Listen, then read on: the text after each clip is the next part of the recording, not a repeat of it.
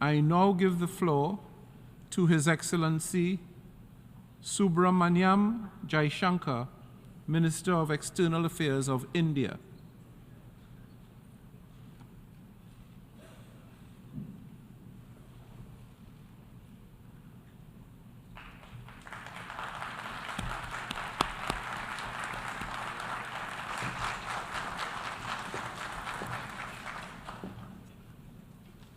Mr. President, Excellencies, distinguished members of the General Assembly, Namaste from Bharat.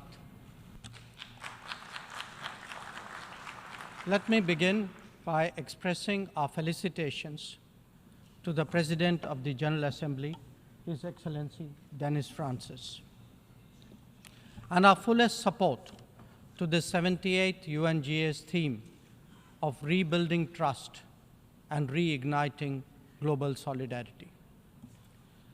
This is an occasion to take stock of our achievements and challenges, even while sharing our aspirations and goals. And indeed, in regard to both, there is much that India has to share. Mr. President, the world is witnessing an exceptional period of turmoil. As it is, structural inequities and uneven development have imposed burdens on the global South. But stresses have been aggravated by the impact of the COVID-19 pandemic and the repercussions of ongoing conflicts, tensions, and disputes. As a result, socio-economic gains of recent years have been rolled back, resources for sustainable development are severely challenged, and many countries really struggle to make ends meet. Navigating the future appears even more daunting today. At this juncture, it was with a sense of exceptional responsibility that India took up the presidency of the G20. Our vision of one Earth, one family, one future sought to focus on the key concerns of the many, not just the narrow interests of a few. In the words of Prime Minister Narendra Modi, it was to bridge divides, dismantle barriers, and sow seeds of collaboration that nourish a world where unity prevails over discord and where shared destiny eclipses isolation. The New Delhi G20 Leaders' Declaration articulates our collective ability to do so. Excellencies, friends, at a time when East-West polarization is so sharp and the North-South divide so deep, the New Delhi Summit also affirms that diplomacy and dialogue are the only effective solutions. The international order is diverse, and we must cater for divergences, if not differences. The days when a few nations set the agenda and expected others to fall in line are over. As the United Nations itself symbolizes, finding common ground is an imperative. To listen to others and to respect their viewpoints, this is not weakness, it is the basics of cooperation. Only then can collective efforts on global issues be successful. Recognizing that growth and development must focus on the most vulnerable, we began the G20 presidency by convening the Voice of the Global South Summit. This enabled us to hear directly from 125 nations and place their concerns on the G20 agenda. As a consequence, issues which deserve global attention got a fair hearing. More than that, the deliberations produce outcomes that have great significance for the international community. Mr. President, it was also noteworthy that at India's initiative, the African Union was admitted as a permanent member of the G20.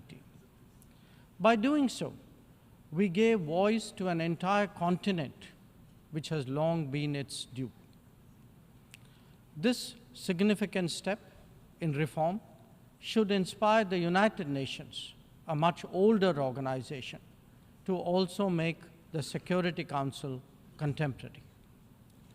Broad representation is, after all, a prerequisite for both effectiveness and credibility. The outcomes of the New Delhi G20 summit will surely resonate for years ahead. Among them is an action plan for sustainable development goals, a crucial need of the day.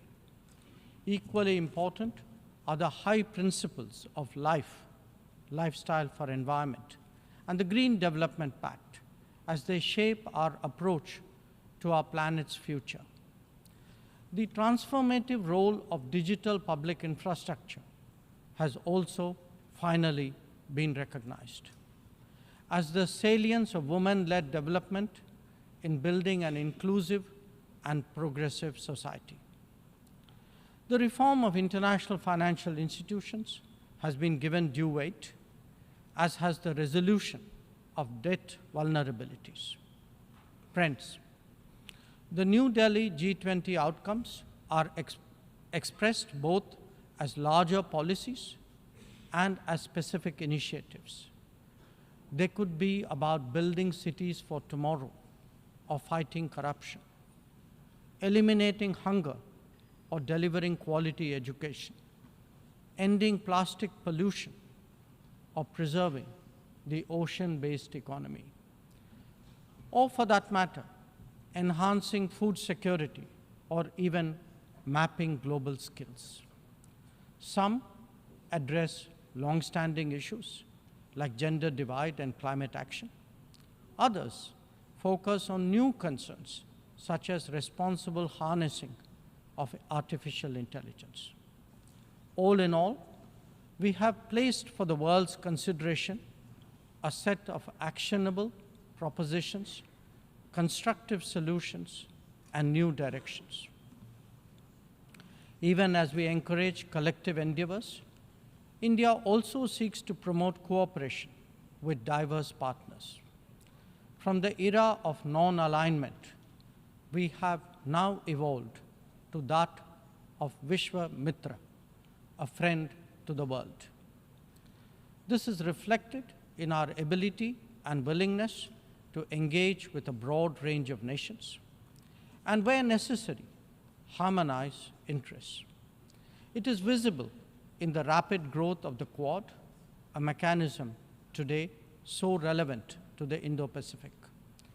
It is equally apparent in the expansion of the BRICS grouping of independent-minded nations, or in fact, the emergence of the I2U2 combination.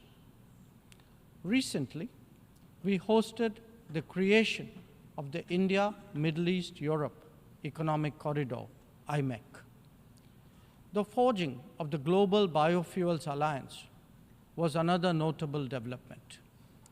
This willingness to work in an open-minded manner on specific domains is now a defining characteristic of the emerging multipolar order.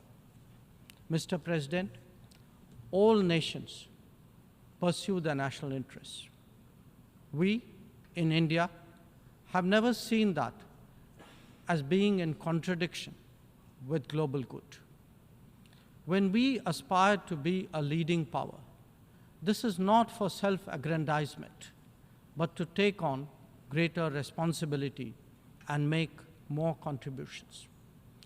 The goals we have set for ourselves will make us different from all those whose rise preceded ours. India demonstrated this during the COVID through the Vaccine Maitri initiative. Our endeavors, like the International Solar Alliance and the Coalition for Disaster Resilient Infrastructure, have gathered wide support. Our espousing of the International Year of Millets is enhancing global food security today. We have built development partnerships with 78 nations across geographies. And we have also been first responder in disaster emergency situations. The people of Turkey saw that in February, as did those in Syria. Our commitment is understandably even greater closer home. When Sri Lanka experienced a severe economic crisis, it was India that first stepped forward. But even in distant regions, partners such as the Pacific Islands have appreciated our contributions to meet their needs in health, in technology, and in climate action. Mr. President, the most populous nation and the fifth largest economy in the world knows that its progress makes a real difference to the world. Especially so when so many nations identify with us for reasons of history, of geography, and of culture. They follow our experiences closely and evaluate our solutions for their larger relevance. Last week, the United Nations assessed progress towards achieving SDGs. The mood here reflected the struggle to overcome challenges, especially those of resource paucity. It is therefore vital at this midway that we expand our capacities and regain our confidence.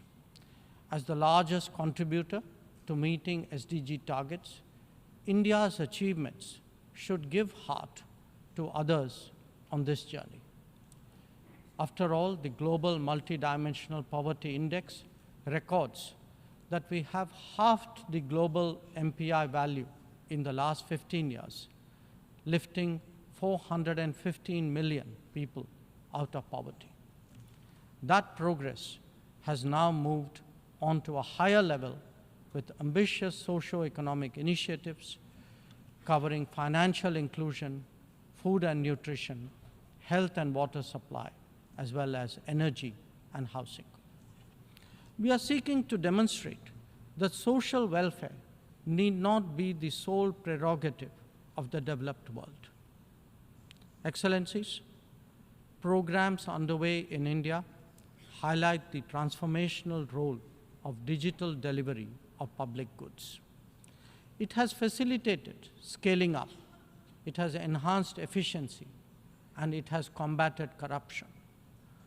The national objective of leaving no one behind is forging ahead in so many dimensions. Moreover, the democratization of technology has opened mindsets, instilled confidence, and inspired innovations.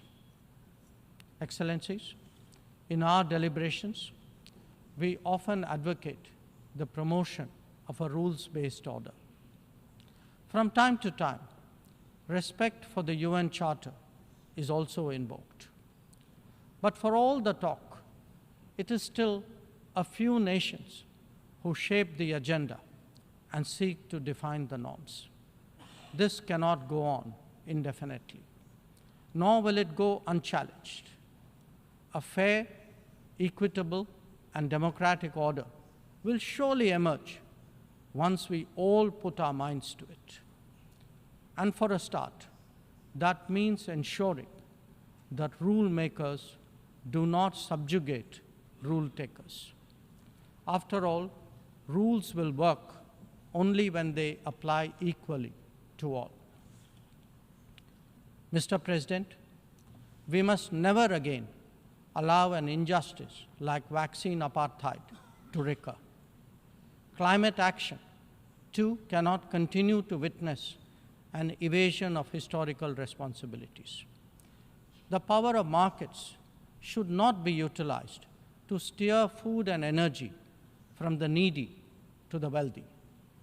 Nor must we countenance that political convenience determines responses to terrorism, extremism, and violence. Similarly, respect for territorial integrity and non-interference in internal affairs cannot be exercises in cherry picking. When reality departs from the rhetoric, we must have the courage to call it out. Without genuine solidarity, there can never be real trust. This is very much the sentiment of the Global South. Next year, the United Nations will be hosting the Summit of the Future. This should serve as a serious opportunity to drive change, champion fairness, and reform multilateralism, including the expansion of the Security Council memberships. We must address global challenges imbued with the conviction that we are one Earth and one family with one future. Excellencies, friends, India has entered the Amrit Kal, a quarter century where greater progress and transformation awaits us. We are confident that our talent and creativity, now so visibly unleashed, will power us forward. The world saw a glimpse of what is to come when our Chandrayaan-3 landed on the moon. Today, our message to the world is in digitally enabled governance and delivery, in the widening ambit of amenities and services, in rapidly growing infrastructure, and in our energetic startup culture. It is visible too in vibrant cultural expressions, such as in the arts, yoga, wellness, and lifestyle. Our latest assertion is in a path-breaking legislation to reserve 1/3 of the seats for women in our legislatures. Mr. President, I speak for a society where ancient traditions of democracy have struck deep modern roots. As a result, our thinking, approaches, and actions are now more grounded and authentic. As a civilizational polity that embraces modernity, we bring both tradition and technology equally confidently to the table. It is this fusion that today defines India, that is Bharat. I thank you, Mr. President.